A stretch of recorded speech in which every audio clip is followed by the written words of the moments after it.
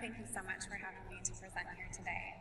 And thank you, Kyle, for the wonderful presentation he just did. I think that in a lot of ways our work really could go together very well, so I'm excited that he kind of set the stage for some of the things I'll be talking about. I'm here to present some work that my team has been doing on tailoring approaches to strengthen translational research and to speed things forward. So to set the stage, I'm going to talk a little bit about my program and the context in which we work. We work at the Fred Hutchinson Cancer Research Center, as Mike mentioned. And the unique thing about our program is we sit there, but we really work across the entire Seattle area. We work with University of Washington, Seattle Children's, Seattle Cancer Care Alliance, and many other smaller scale research institutions in the area. And what we do is we bring together researchers and clinicians around 15 different programs that are each centered around a specific type of cancer. And what makes our program unique is that the membership is not just clinicians who work in that cancer or researchers who are focused on that cancer. We cast a broad net.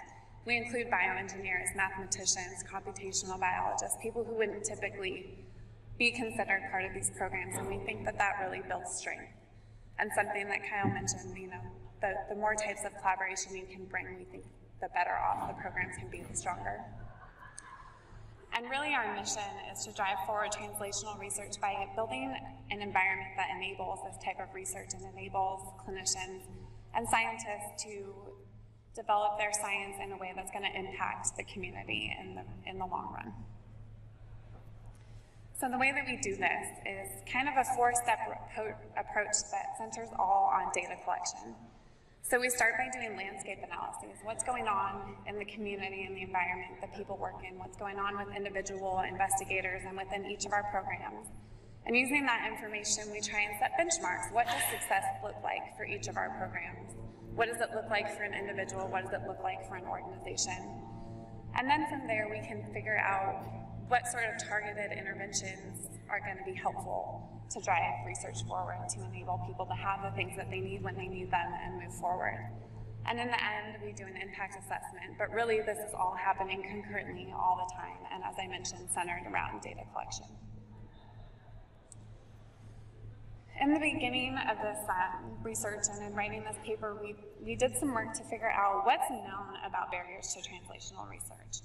And the best paper that we found was by Pober et al. In 2001, and it systematically talked about each of the different types of barriers that you would find in an academic translational research institution. It wouldn't surprise any of you to know that finances are a problem, as Kyle mentioned. Lack of translational research investigators is also a problem. Regulatory impediments, I think most of us would understand that there's a lot of paperwork and a lot of complex policies that go into research, and that's difficult for any one individual to navigate. And then, especially in the Seattle area and other places where you're trying to link up multiple institutions or even multiple departments, you have geographic barriers. In Seattle, we're separated by water. In research, we're typically separated by academic silos. It's a pretty common thing that we see all over. And something that we have noticed along the way is that there's also a lack of tools, technologies, and resources that really help researchers translate their research. So with all of this in mind, we were able to set the groundwork for collecting data and really start thinking, what are the types of things that we need to know to be able to form interventions? So for each of the members in our programs, we have over 500 members. We collect information on what are their appointments, what are their clinical and research interests, what are their collaboration needs at this time, what do they have to offer others? And then we can start thinking about metrics of programs, metrics of individuals. What is their publication history? What is their grant funding history? What sorts of clinical trials are happening in each of these programs? How many of those clinical trials are investigator-initiated versus pharma-funded? And then all of that translates to an organizational level. We start thinking for each program and also at the organization, what are the translational needs that aren't met? What are the gaps that exist in these programs or the gaps that exist in what's being offered in terms of support at an organization? And then at the end, we're also thinking in collaborative resources. What sorts of biorepositories exist across the institutions? Where are the mouse models? Who has access to the mouse models? Who even knows about them? And all along the way, we collect all this information and try and store it in a centralized place. So based on what we learned, we've developed targeted implementation to systematically address each of the barriers that I mentioned to translational research. And some of the ways we've done this, we've created a centralized place to access information. It's a password-protected website that each of our members and their administrators have access to. And in this database, we have all the information we've learned about members, everything we've learned about collaborative resources that are available across each institution. So now if I'm a PI and I'm looking for a person or a technology or someone who has a collaborative interest, I can now search one place instead of 5 to 6 to 7 different institutional websites. One of the other things we do is we provide funding for cutting-edge research. Every year we have a granting program. There are a few key grants that we offer every year, which are funds to collect biospecimens, funds to do clinical data abstraction, but also every year we offer a different tailored funding opportunity depending on what we have learned are of interest to the investigators. This past year, our offering was in precision medicine. And all of our grant funding is contingent on having multidisciplinary teams to drive that science forward. We also offer 3-year granting roadmaps and collaborative grant support. And we have multidisciplinary translational research meetings which bring together all of our members around one type of tumor. And as I mentioned, broad-scale projects like translational research through precision medicine development. And what we've seen as the impact over the years is that for $4 million of funding that we've put into pilot projects, we've seen a return on investment of over almost $30 million. And we expect that to continue to grow as time goes on. We've seen that people have access to resources faster and that new collaborations have come out of what we've done.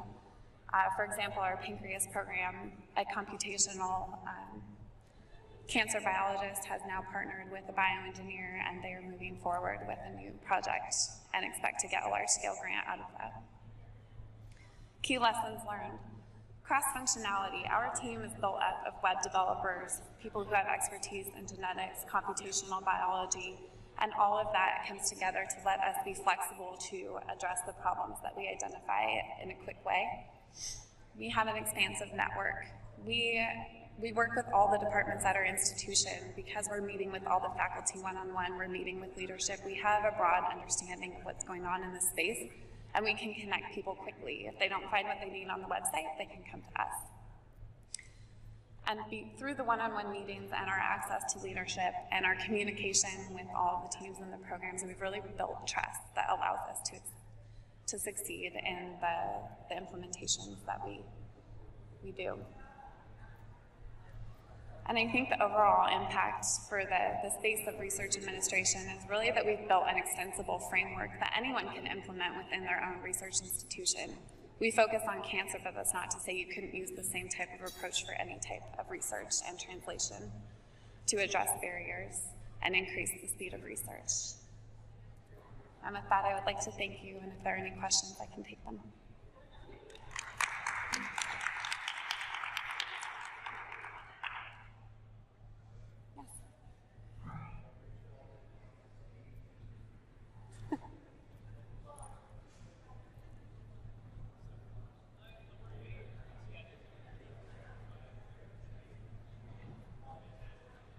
Thank you.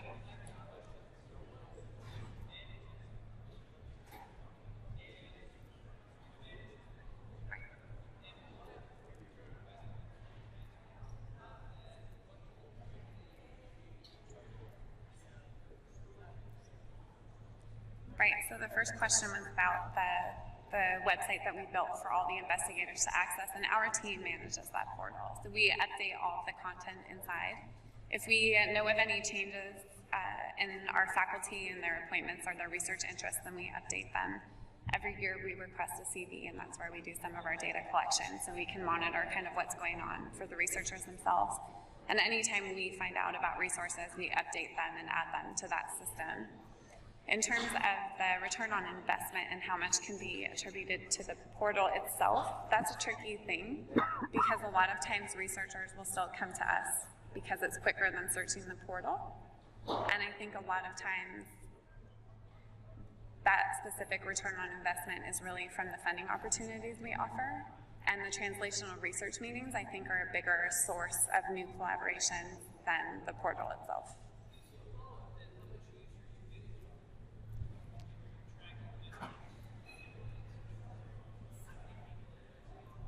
We have some access to web analytics. We can't see within the portal what people are specifically looking at, but every month we have maybe 30 to 50 people that are accessing the portal.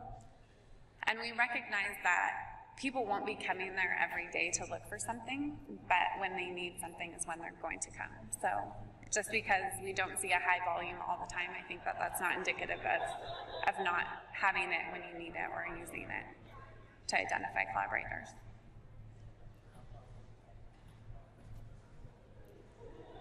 Yes.